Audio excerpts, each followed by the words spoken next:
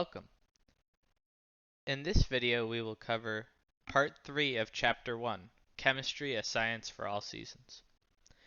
In Part 2, we finished the introduction to science and discussed the difference between physical and chemical changes.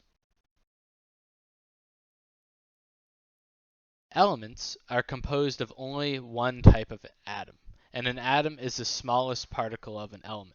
So this is our most basic building block, which we can use to build larger and larger molecules. Some examples of atoms are Cl, which is an example of chlorine, H, which would be an example of hydrogen, and Mg, which would be an example for magnesium. These are representations of the elements and are chemical symbols.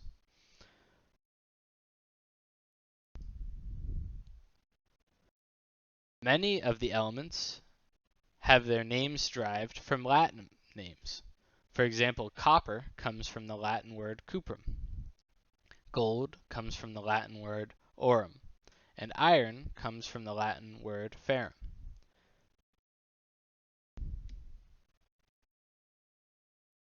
Communicating data is extremely important for all scientific fields. And in order for us to be able to do this, we need to be able to communicate accurate measurements across all different cultures and languages. So there's a scientific base unit that is used in order for these measurements to be consistent.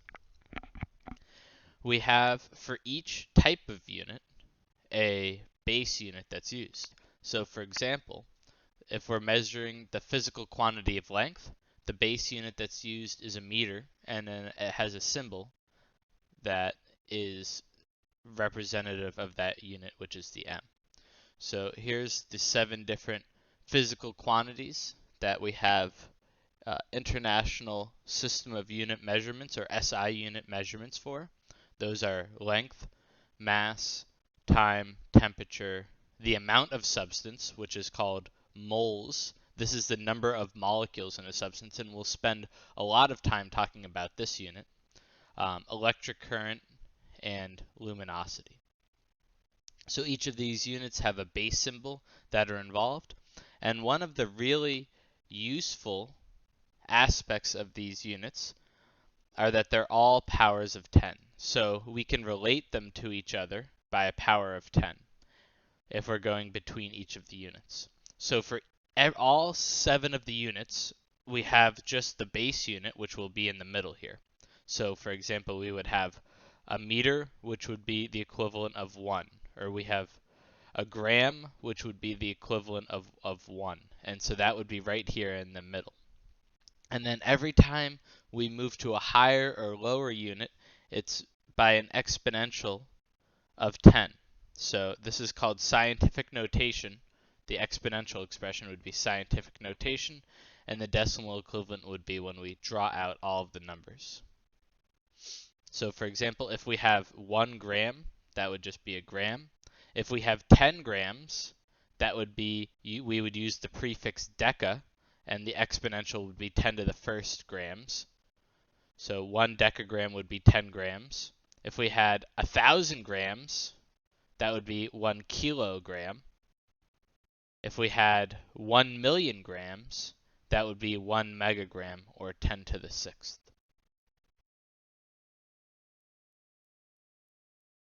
Another unit that we have is the unit of density.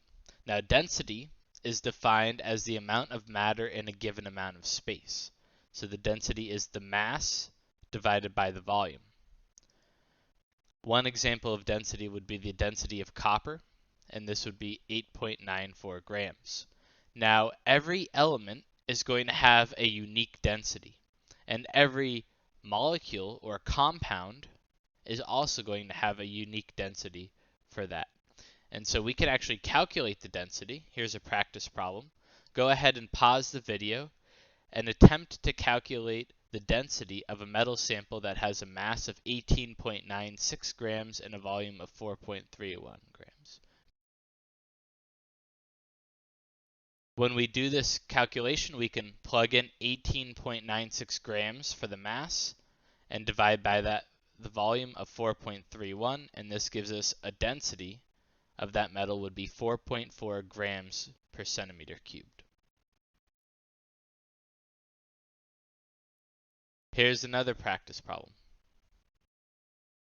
Water has a density of 1.00 grams per centimeter cubed, and olive oil has a density of 0.917 grams per centimeter cubed. If you were to fill a cup of water with 1 liter of these two liquids, which would be on top? Part of the definition of density is that the liquid with the lower density is going to float above the liquid with the higher density. So this would be an example of two liquids which are not miscible. If we take water and oil and mix them together, it's going to form two layers. An example of this that you might be familiar with is Italian salad dressing, right? This is a mixture of often some type of vinegar like red wine vinegar or balsamic vinegar combined with olive oil. These are going to form two layers. The vinegar is water based, and the olive oil is going to be an oil based. The liquid that has a density of 0.917 is going to form the top layer, and the liquid with a density of 1, which we can consider heavier, is going to form the bottom layer.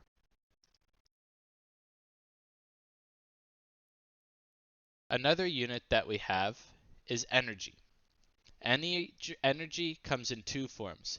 It's the ability to do work or to transfer heat, and its two major forms are potential energy, which is stored energy, and kinetic energy, which is energy that is currently in motion.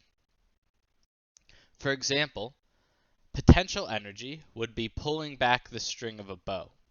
That energy that we put into the bow when we use our muscles to pull it back is now stored in the bow string. This is potential energy, and it's going to have the ability to do work or push the arrow from the bow and send it into the air. Kinetic energy occurs once that arrow has been released from the bow and is in the air. As the arrow moves through the air, kinetic energy is the form of energy that is occurring.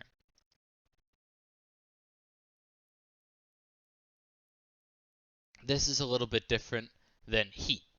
Heat is the energy that's transferred from hot objects to cold objects. So if we heat or cool something, this is going to be an example of a heat transfer.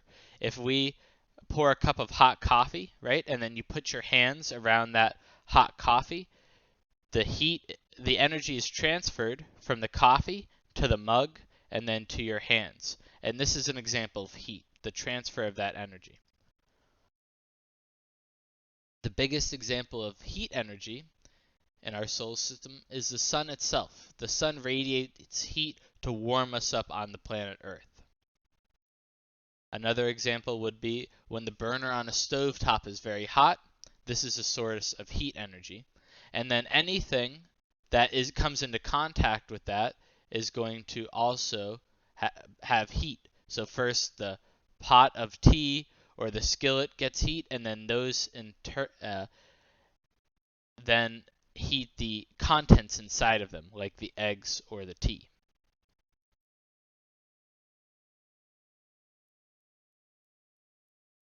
This is different than temperature. Heat and temperature are two separate concepts. Temperature is the average kinetic energy or vibration motion of an object.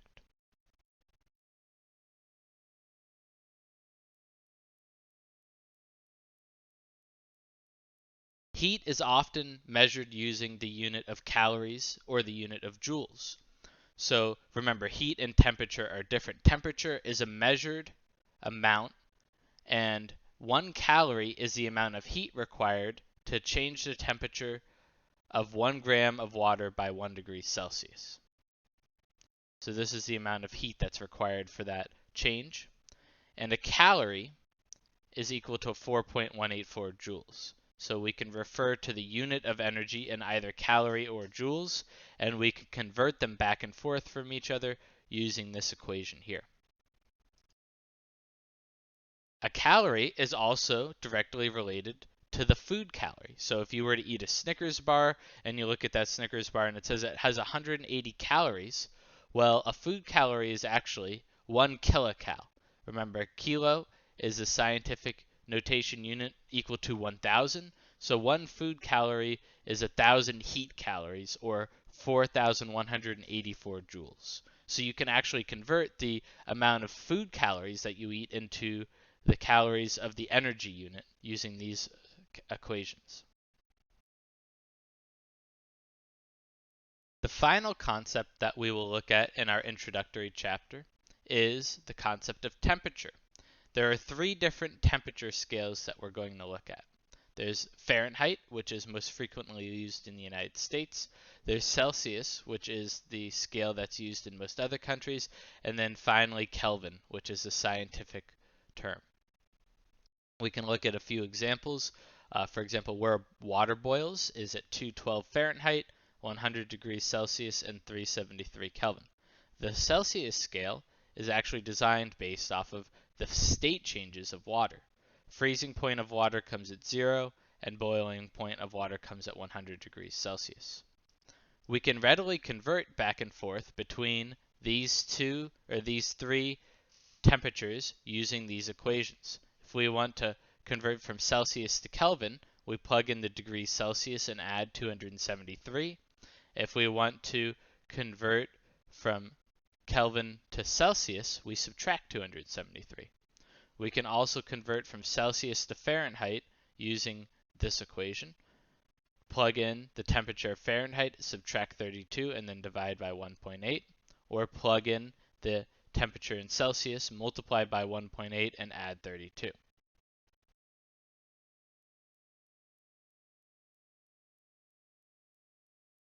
So take a few moments